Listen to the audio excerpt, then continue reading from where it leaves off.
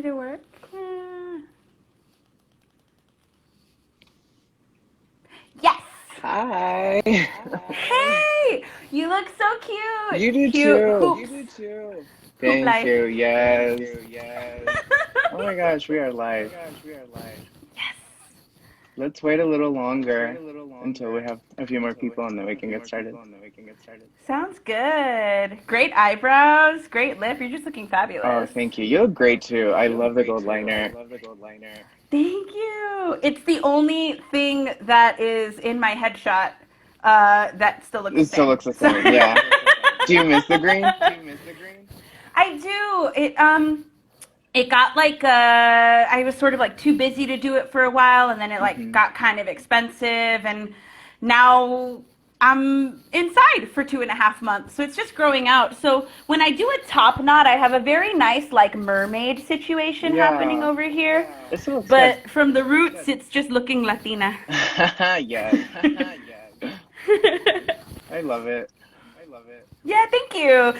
I had someone who I interacted with the other day who was like, "What color is your hair?" And I was like, "Oh, it was green. It's Now I it's don't know." evolving, has its Yeah, own life. just like me.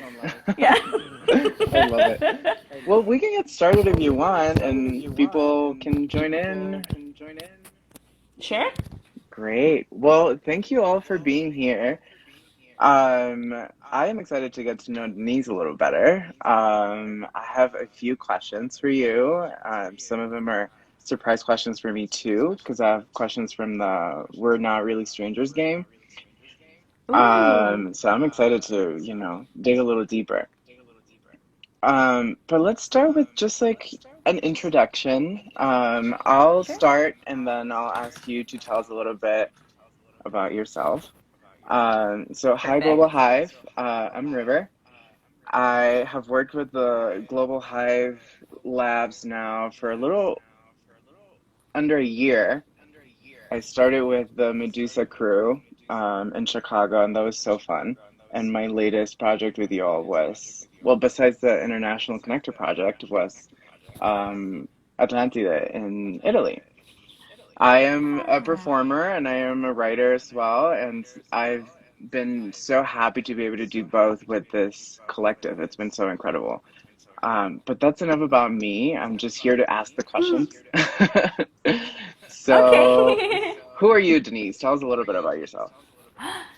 I am Denise Yvette Serna. My pronouns are she, her, hers. I grew up in Texas, South Texas, a city called San Juan. Go Bears, go! And when I graduated, I moved away to study theater. I wanted to, at the time, be an actor, not really knowing that there were other avenues for someone who felt passionate about theater. And Hmm. so I studied performance and design, and I went to the United Kingdom to get my MFA in directing in London, where I first met a lot of the folks who are a part of the collective now. I moved to Chicago to work at Steppenwolf about 5 years ago as part of their multicultural fellowship. Hmm. And I worked in development for about a year and then was their front of house manager for a couple years. And all the while producing and directing my own work, both in the city and in other cities with friends. Um, I am a Hufflepuff. I'm queer. I'm still in Chicago. I'm a Sagittarius with a Taurus moon. Let me love you. Hmm. I'm vegetarian. Yeah, that's me. I'm generally like a pretty optimistic person, and I really like being a director because I feel like so much of that is like holding space for people. Hmm. And something that I really enjoy doing is like holding space and like finding the ways that everybody feels heard and seen. And it's always a work in progress. I'm still learning all the time, but I feel like that's the fun thing that I get to do that I realized Hmm. over the course of my study was the role that really suited my personality and my interests. Yeah.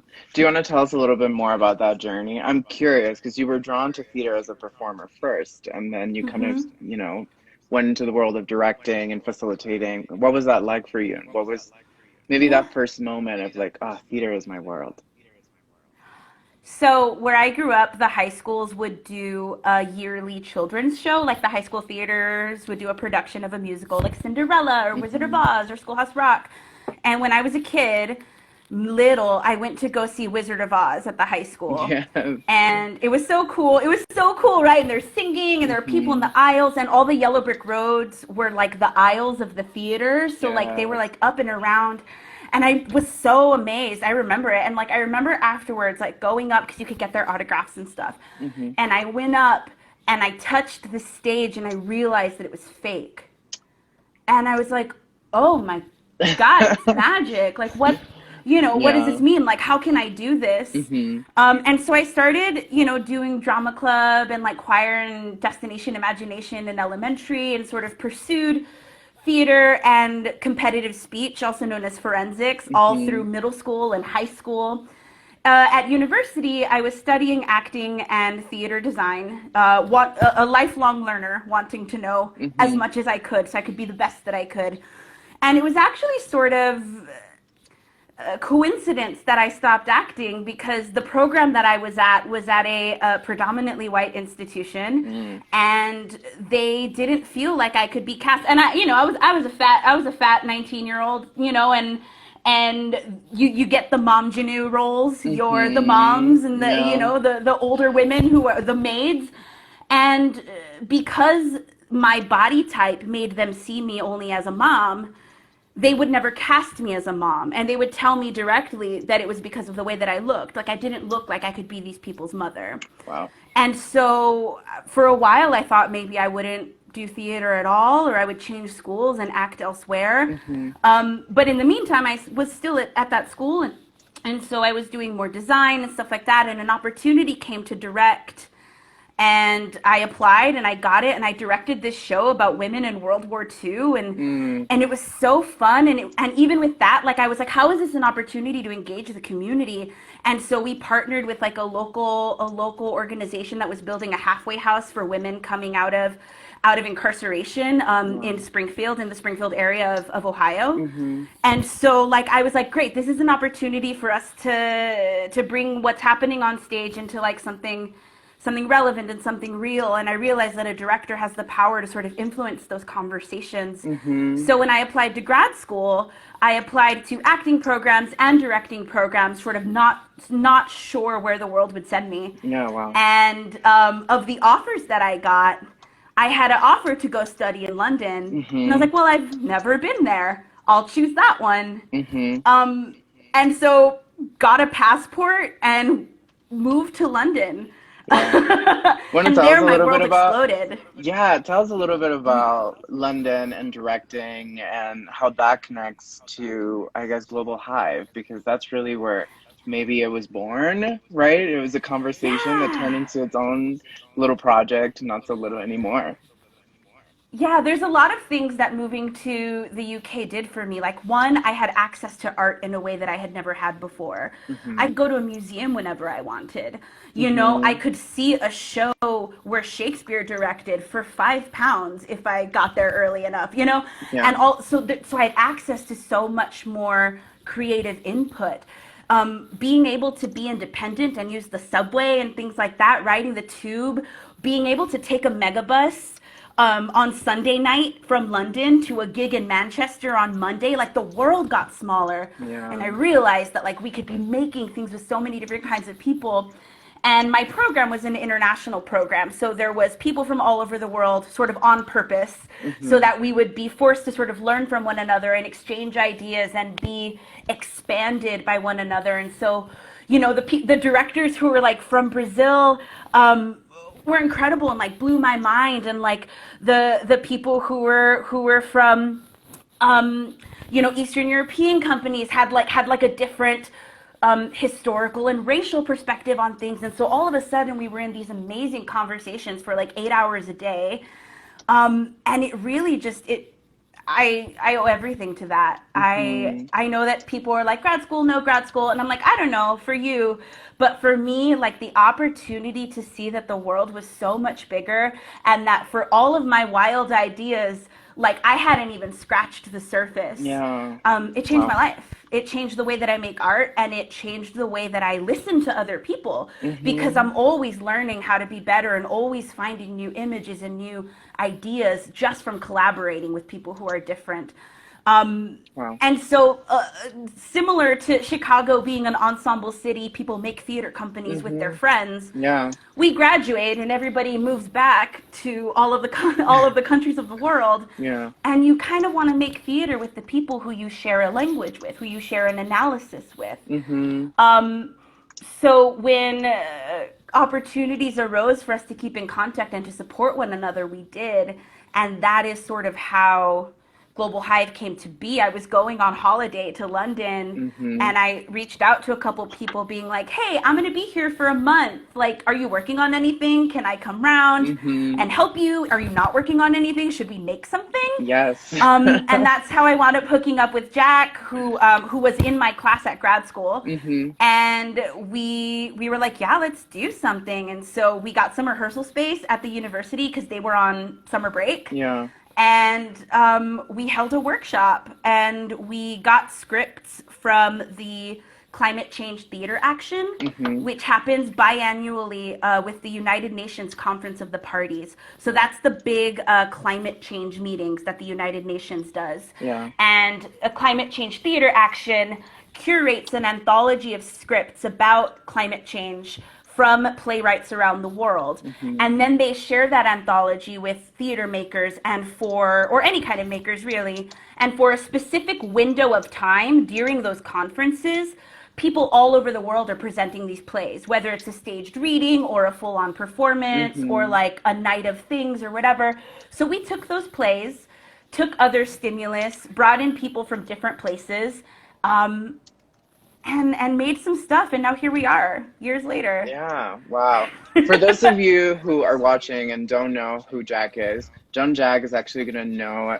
He's going to join us next week. We're going to have a conversation about Global Hive from his perspective. I'm really excited about that. But let's dig a little deeper, right? I think global theater has a lot of challenges, of course, but it also has a lot of opportunities. I think being in lockdown is really showing us how much more can happen, I guess, across the world just online, right? And so I'm curious, before this lockdown, what kinds of projects you were a part of through Global Hive, and then maybe tell us a little bit about what you see for the future of global theater. So the first thing that we did was ask the question: how do we make theater together across borders Mm-hmm. when none of us can buy flights all the time? Like we're directors and actors, Yeah. like and by and large paying for things on our own, right? We weren't like a company. We're not like like a nonprofit. It's just artists who come together and their companies sort of support them, Mm-hmm. and so the first workshop that we did was like, how many ways can we use technology to devise? Yes. So we were doing like shared Google Drives and Dropboxes for the first time, and like, what does it mean if the director is in one country and the actor is in another country and the audience is in another country? Yeah. So how can we? My computer went to sleep and my light went off. How do we make these things possible? Mm-hmm. And so we used phones and computer screens, and we did puppetry with like computer screens, making Mm-hmm. TVs talk to each other. And that was really neat. And sort of then we brought it back and we layered on Chicago artists. So Chicago directors, performance artists, Mm-hmm. installation artists. Yeah. And we set up a 3-day festival. Mm-hmm. Carolina Migli, who's from Italy, who's a part of the collective, Mm-hmm. came to Chicago and performed her piece that went along with her short film. And so that was like our first, like, cool, like we're coordinating. I ran the whole thing from my Chromebook and like a Bluetooth speaker. I love it. Yeah, and so it was incredible. And Chicago artists were a part of it. And so this conversation was happening, like, what does it mean for us to understand rivers drying out in Italy? What does it mean for them to understand sort of food deserts in Chicago? And so it was a very cool exchange. We took some time to do our own things, and sort of I was directing, other people were working, and then we came back for Medusa, which turned out to be about a year and a half of actual workshops and productions, because what started as with like 5 women, 4 of whom ran their own companies. We were like, how can we make this feminist piece for right now? It was right.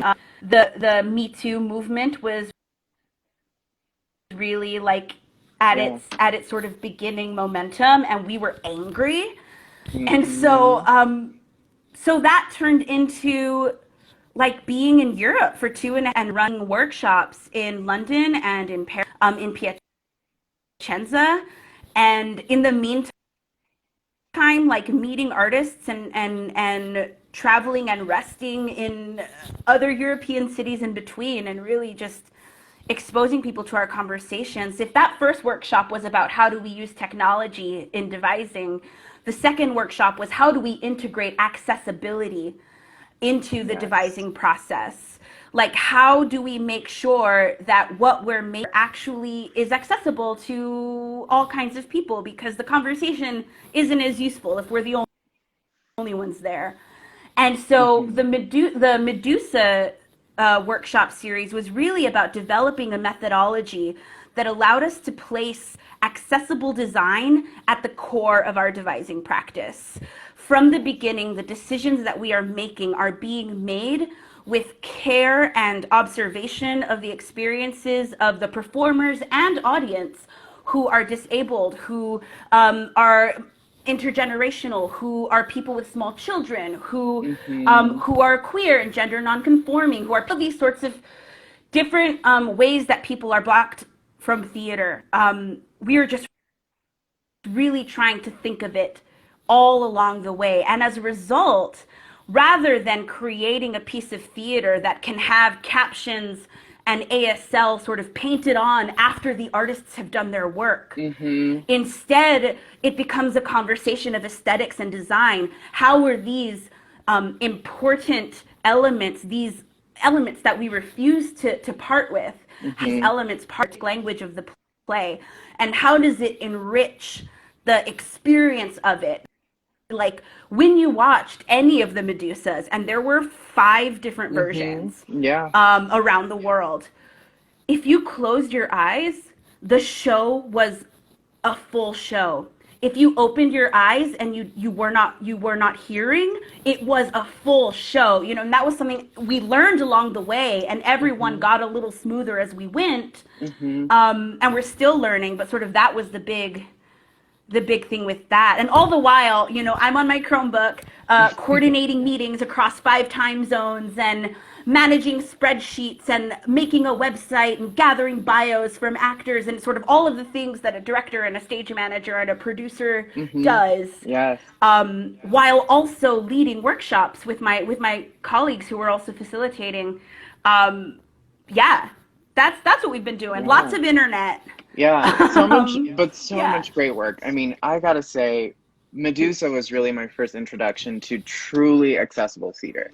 I had never been part Mm. of a production that had been just so thorough in its thinking about how to stay accessible, and not just to people with vision or hearing disabilities, but also all the other sort of demographics that you were mentioning. It was so Mm-hmm. incredible, and I learned so much. It was such an incredible experience, and to take that into the work that we just recently did in Italy, for example, was so incredible because I was able to really see how creative you can get with accessible work. Mm-hmm. We Mm-hmm. made it And such a something. vital Oh, part sorry. of the story, right? We use the accessibility tools to tell the story, not just to translate it, right? There's a difference. Yes. Yes. Yeah. Yes, and like I feel like we've had like the wonderful opportunity to, for a lot of people, raise these ideas for the first time. Mm-hmm. In the different cities that we're in, the different communities are having different conversations about accessibility, whether it's accessibility for people with disabilities or accessibility for other marginalized groups. And Mm-hmm. so sitting down with folks in Paris and talking about, we're all going to identify ourselves at the beginning of this play during our touch tour, and part of that, you know, we're sharing our pronouns, Yeah. and that's not a practice that happens here. There's not really language for it. So let's spend this rehearsal having a conversation about what this means culturally and making the choice that makes sense for you. Mm-hmm. Because like in Italy, you know, their language didn't really allow for like a they them. Mm-hmm. I So then remember. how can we still, yeah, Uh-huh. so like how can we still have that space and have people being able to identify their gender within these parameters. So we got to have these really cool conversations, and then even with audiences afterwards, Mm-hmm. people being like, that's the first time I ever felt like a play was for me, Yeah.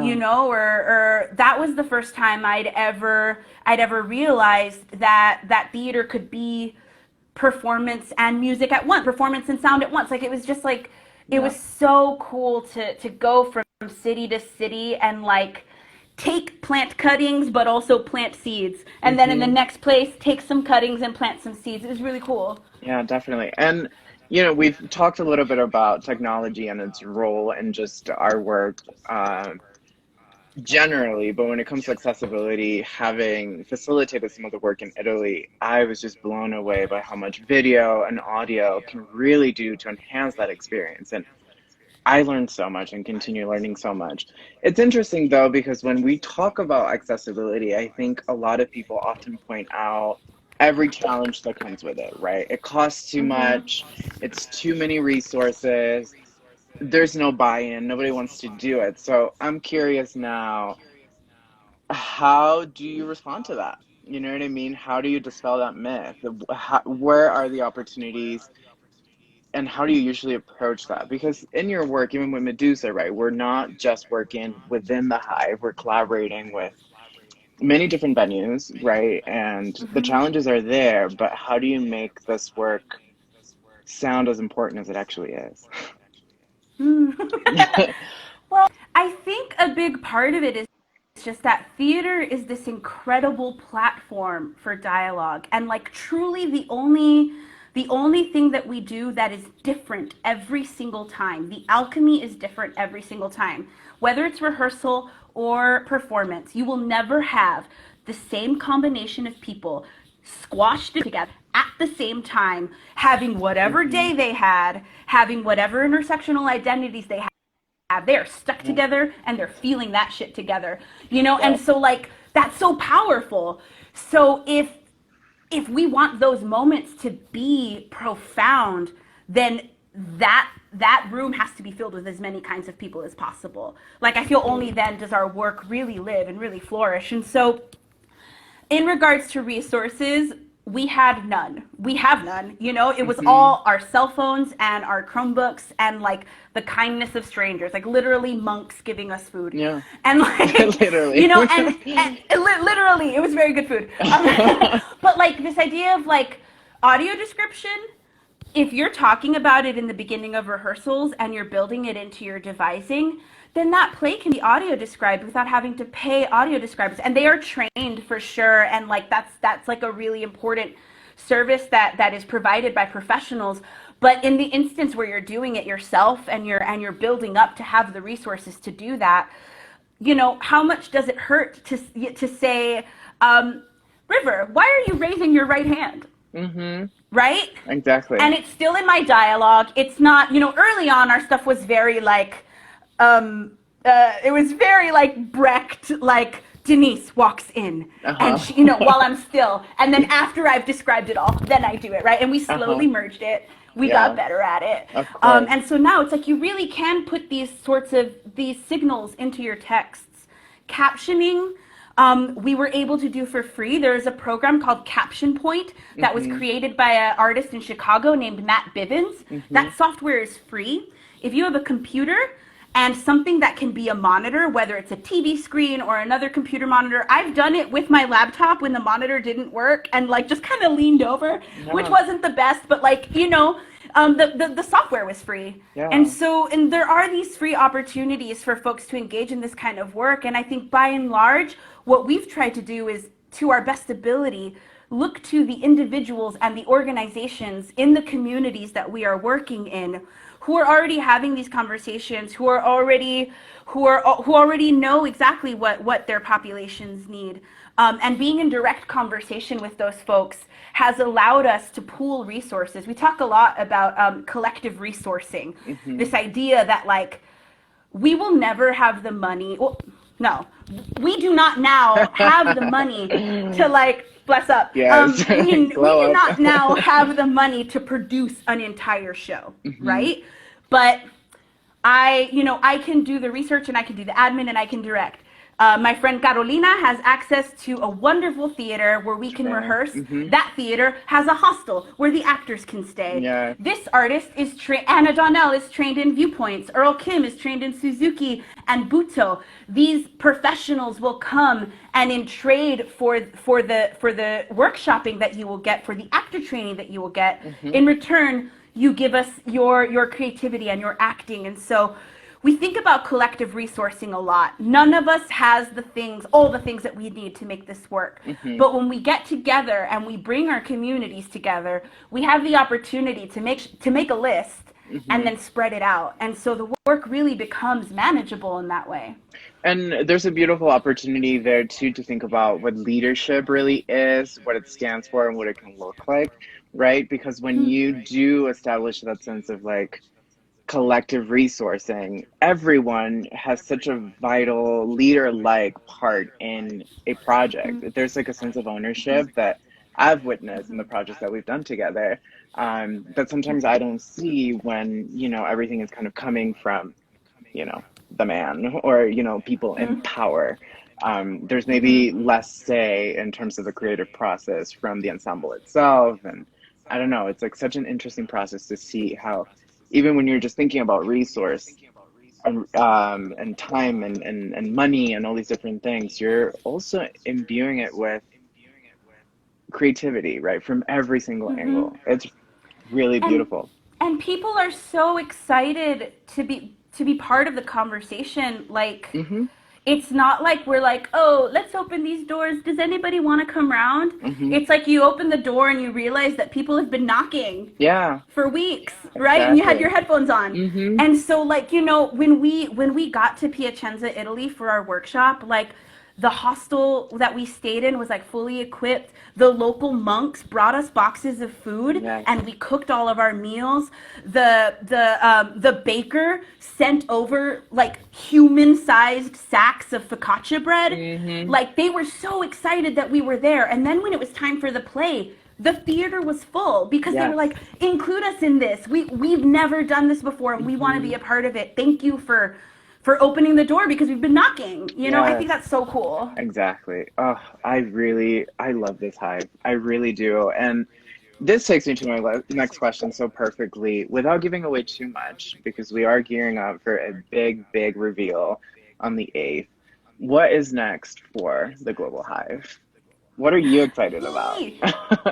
Ah, so many things. So we have been really, really working to figure out a sustainable way to produce the work that we do and financially support individual artists. Hmm. Because it is a collective of individuals and companies, and this idea that, like, when we have a project, the doors are open. And sometimes it's like, well, whoever has the resources can come, which sucks and isn't accessible. Hmm. And so we've been working really hard to find a way to make it that individual artists are able to work on their own work and perfect their own craft, because that's also the strength of the ensemble, the strength of the diversity of our practice, Hmm. because we are from different places and we do different things.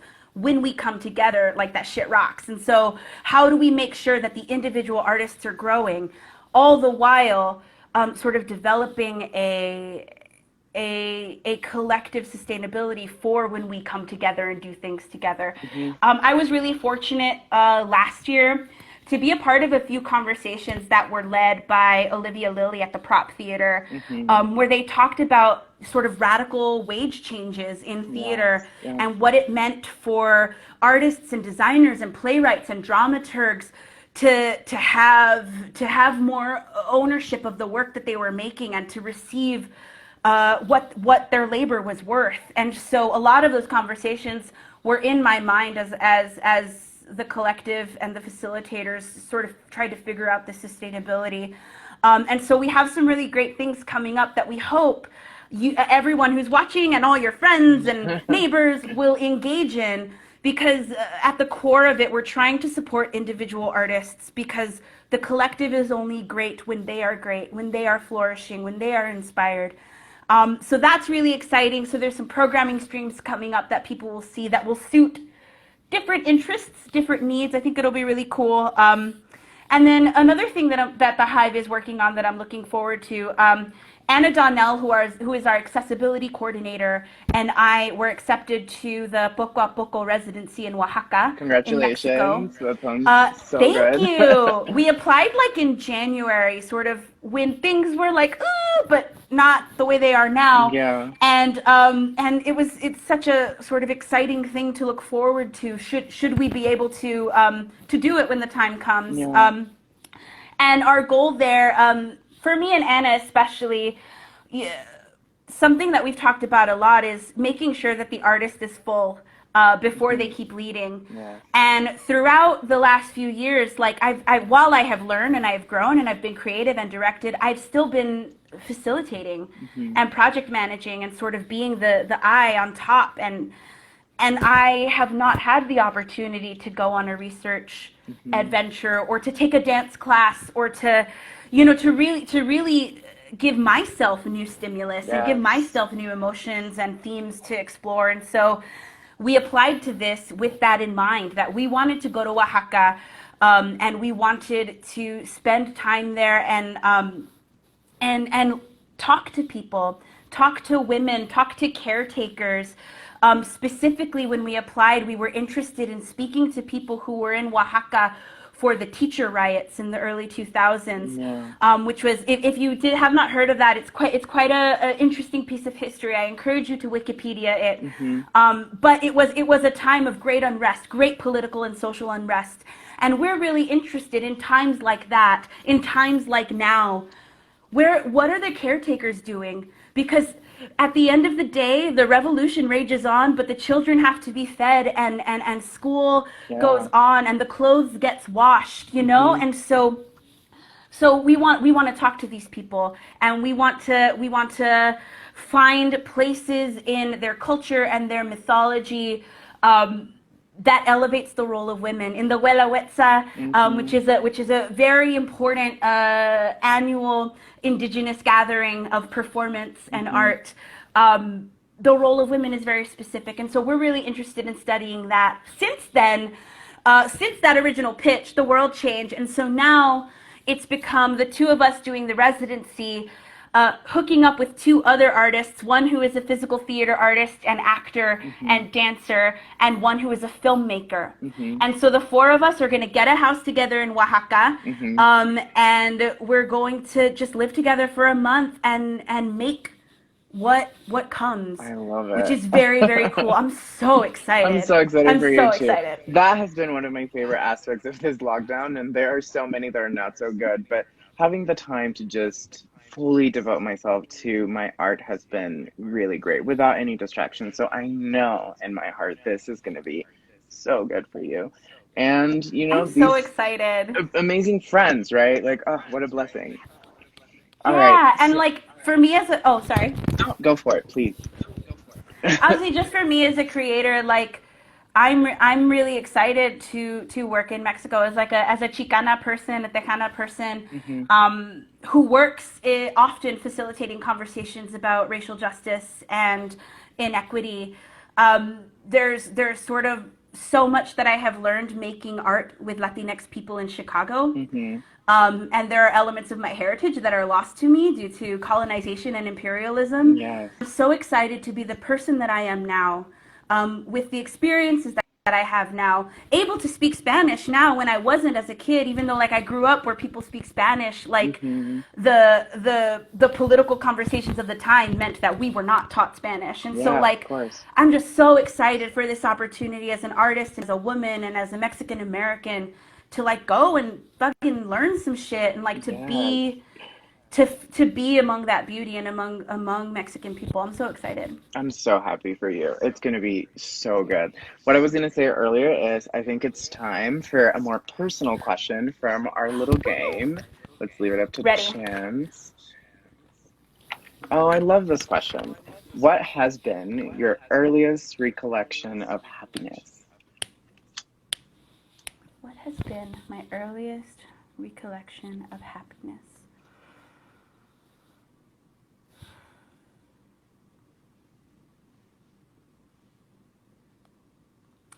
I'm from Texas, and 4th of July and other such holidays where one explodes many things Hmm. are very popular. Yes.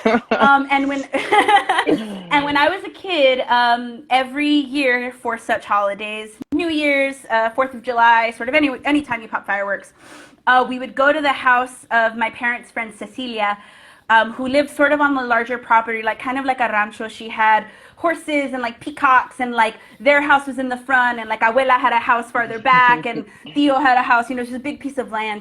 And so we would go there to have our parties and eat our food and do Oh, our fireworks. And I always loved going there because driving down the street, there was like a unique formation of trees where the trees like bent like that. hmm. And me and my brothers were always so excited because when we went to Cecilia's house, we got to go through the tree hole. And it, I and it love was it. like this like porthole to like a magical land. And Oh, it like was like, and Narnia. it was still in our, it was in our town. It Yeah. wasn't like we were going far away. But we got to go through the tree hole and go Oh, to this rancho where there were peacocks and horses, and we could pop fireworks. wow. And I loved it. We did that every year for most of my childhood, into my teens. And I loved being able to go from room to room and house to house and see kids playing and having fun, seeing young people with older people, people with their hair back, making tortillas and buñuelos together, sharing stories. Oh, Um, it's really like when I think of like the community of San Juan, where I'm from, hmm. I think of those instances like barbecuing and being outside and being with people of different ages and different homes and just like eating and celebrating. Oh, that sounds magical, and it reminds me so much of my own childhood and Mm. just like how bright and vivid these memories really feel, right? Because there was just so much joy and laughter. I want to thank you so much, really from the bottom of my heart, for being so vulnerable with this conversation. I can't right now see whether or not people have been commenting, but if people have had any questions, I just want to double check. And if anyone watching wants to ask um, any questions, we can take maybe one before we depart.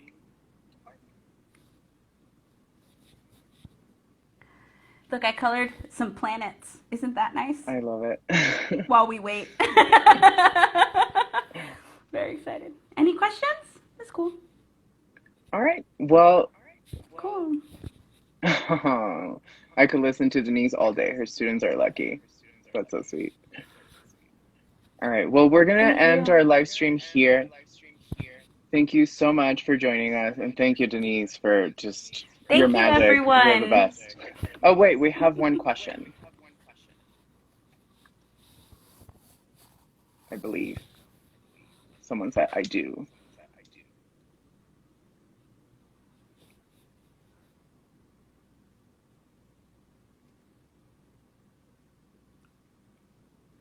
We're waiting. Maybe they're typing. Yeah, I think so.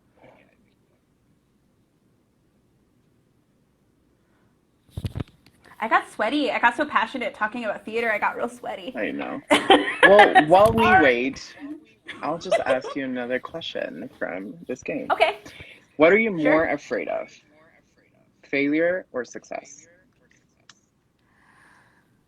Oh, jeepers. That's pretty easy. Failure, like for sure. And I feel like, hello, my little sister. She typed a comment. I feel a lot of pressure for the success that I have, sort of knowing who I am and where I'm from. The opportunity to be a first generation college student, to be one of like the 3% of Latinas who have a master's degree. Like I take all Hmm. that very much to heart. And when I'm in spaces where I am different, or where I feel vulnerable, or maybe I'm the youngest one. I'm quite young Hmm. for sort of the work that I do, and I often feel like I have to be like the most articulate, like I will be smart in this room and you will take me seriously. And Yeah. so I feel like a lot of that is socialized into me as a woman, as a person of color, and I definitely strive for perfection, and I'm kind of hard on myself Yeah. when when I miss the mark. But I try to bounce back because the work continues, whether or not I feel bad. Yeah. So we got to keep going. And one thing I've learned is that our version of success is always morphing along with us, right? And Yeah. it should belong to us first, and then the world Yes. second. But I can relate a lot to Yeah. what you were just saying, as for a Yeah. fellow Latinx person who's in these spaces too. We Hmm. have a question, and this is the last one for today. What's one thing you'd want larger institutions to take from your work? Hmm.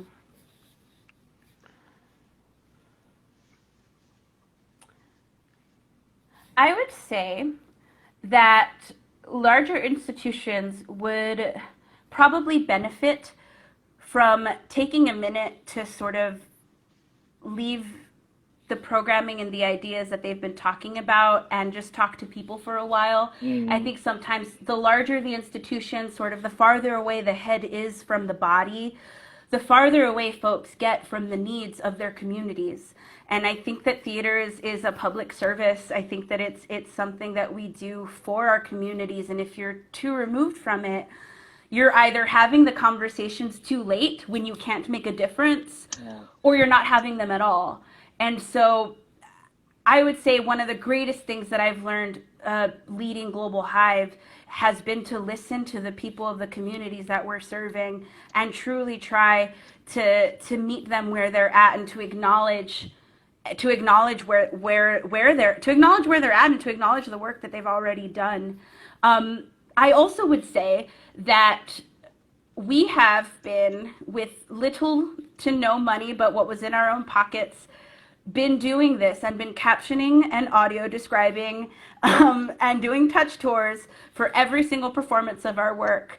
And I can only imagine what someone with a $17 million budget and an actual scenic designer could do. Mm-hmm. So I think that conversations about accessibility should be happening in your pre-production meetings. I think that they should be happening when you hire designers. I think that Mm-hmm. the blueprints of your space should include, like, where are the places we can hang these caption screens, or where, if you're not Mm-hmm. hanging screens, how are you innovating it into the design? There's Exactly. no reason, as a house manager, I saw that all the time.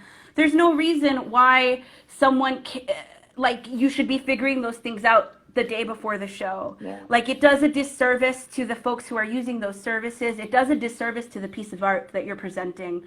So have those conversations in the beginning when you're making your budget in for ASL, budget in for captions, and if you are in Chicago, there is an equipment loan program from Steppenwolf that you can get that caption equipment for free, so you don't even have to buy a TV screen. Yeah.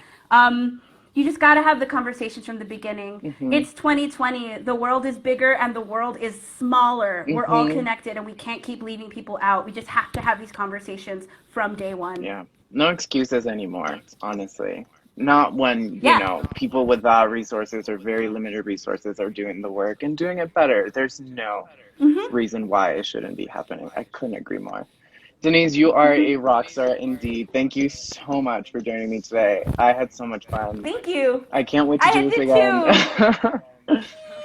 Have a beautiful Bye, day. everyone. Bye, Thanks for coming. everyone.